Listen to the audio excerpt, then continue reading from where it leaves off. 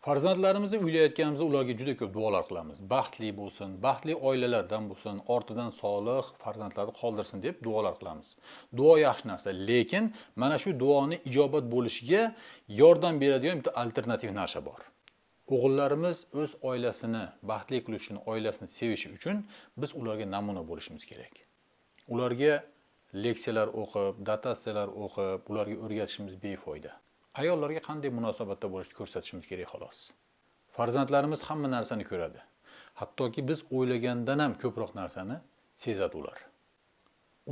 Biz ularga aytgan so'zlarni emas, biz oilada ayolimizga qanday munosabatda bo'lganimizni, uni qanday qadrlaganimizni, uni qanday himoya qilganlarimizni o'rganishadi.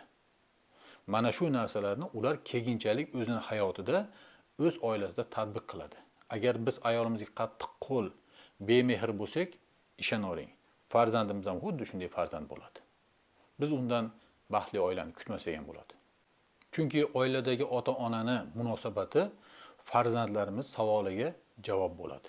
Yagona javob mana shu bo'ladi. Mustahkam oila hayotdagi barcha narsalarda poydevor hisoblanadi. Munosib erkaklar yonida munosib ayollar turadi.